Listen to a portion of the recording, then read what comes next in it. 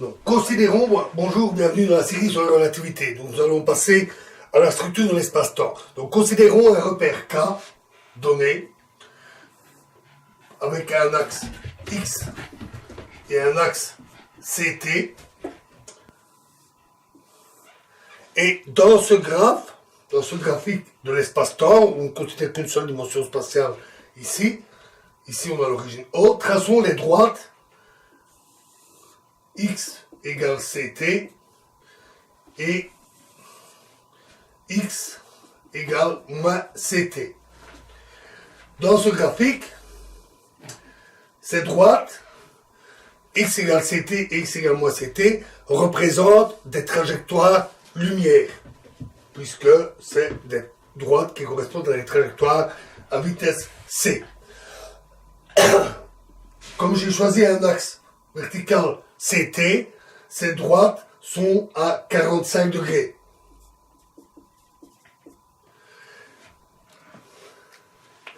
Ces deux droites, sont appelées le cône relativiste, ou plutôt les deux cônes relativistes. Alors pourquoi cône? Mais ça vient essentiellement de la représentation avec deux dimensions spatiales, donc X, Y et le CT, dans auquel cas ces droites forment en fait deux cônes de part et d'autre de l'origine. Avec trois dimensions spatiales, on a deux hypercônes, qu'on peut se représenter comme une bulle lumière croissant au cours du temps. Ces deux cônes sont propres à l'événement O. Il est bien entendu qu'il y a une telle paire de cônes pour chaque événement. Donc, il n'y a pas que deux cônes. Dans l'espace-temps, il y en a une infinité.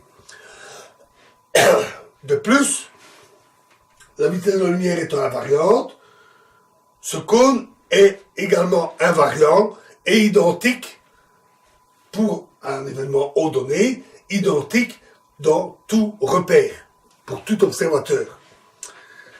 Ce qui veut dire que ce cône découpe l'espace-temps en zones qui sont bien définies, car identiques pour tout observateur.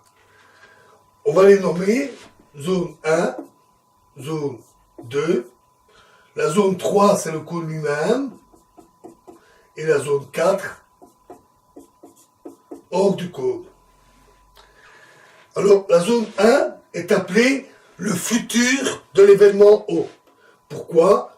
Parce que un événement dans cette zone-là peut être rejoint par un signal dont la vitesse serait inférieure à la vitesse de la lumière dans le vide, donc inférieure à C. De même, la zone 2 est appelée le passé de O. Un événement quelconque peut influencer O par un signal se propageant à vitesse inférieure à C. 3, sur le cône, est évidemment appelé zone lumière. Un événement quelconque sur ce cône peut être rejoint à O par un signal lumineux ayant vitesse C. Et enfin, les zones 4, la zone 4 hors du cône, pour tout événement, aucun signal n'allant à une vitesse inférieure ou égale à C ne peut rejoindre O. On l'appelle zone spatiale. Alors à partir de là, on peut tirer quelques résultats importants.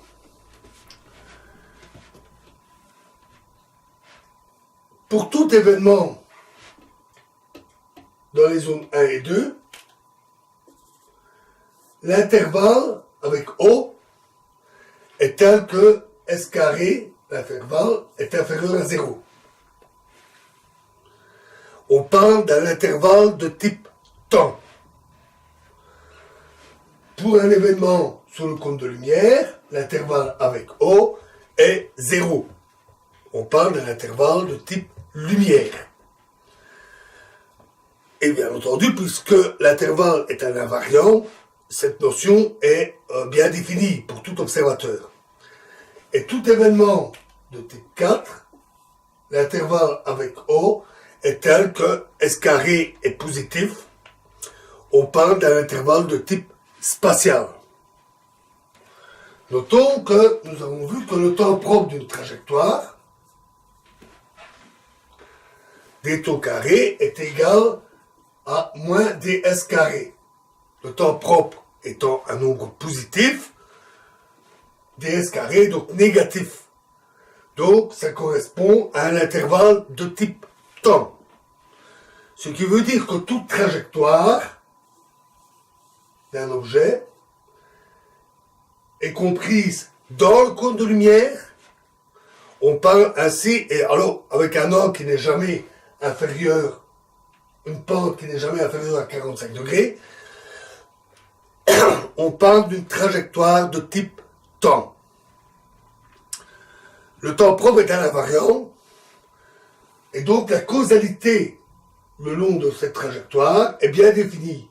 On a le passé de la trajectoire, le futur de la trajectoire, avec une causalité bien définie. Par contre, l'ordre spatial n'est pas préservé. Deux points de la trajectoire peuvent être dans un ordre ou dans l'autre selon le repère considéré. C'est déjà quelque chose qu'on a en physique classique. Si je suis dans un train et que je laisse rebondir une balle verticalement, elle retombe toujours au même point. C'est une trajectoire physique, bien sûr, une trajectoire de type temps. Plusieurs points successifs, plusieurs impacts se produisent au même endroit, alors que par rapport au quai, avec le train qui se déplace, ces points sont différents. L'ordre spatial n'est pas préservé. À l'inverse, pour des points, des événements qui sont dans la zone spatiale, reliée à O, pour un intervalle de type spatial, l'ordre temporel n'est pas préservé. Et ceci est dû au fait que la simultanéité est relative. Donc cette simultanéité relative concerne les intervalles spatiaux. Par contre, dans ce cas-là, l'ordre spatial est toujours préservé. C'est exactement l'inverse de l'autre. Alors, tout ça est assez évident. Ceci dit, on peut, pour s'en assurer, utiliser les transformations de Lorentz pour vérifier les différentes propriétés que j'ai citées. Je vous le laisse comme exercice si vous le voulez. Ce n'est pas très difficile. Voilà, pour la structure de l'espace-temps, telle qu'elle est décrite habituellement en relativité restreinte. Alors, dans les prochaines vidéos, nous allons considérer une série de situations qui sont classiques, que l'on rencontre souvent en relativité, dans la vulgarisation, dans les présentations, et qui sont souvent appelés des paradoxes. Donc, dans la prochaine vidéo, nous ferons une courte vidéo pour présenter ce qu'on entend réellement par ce mot paradoxe. Je vous remercie.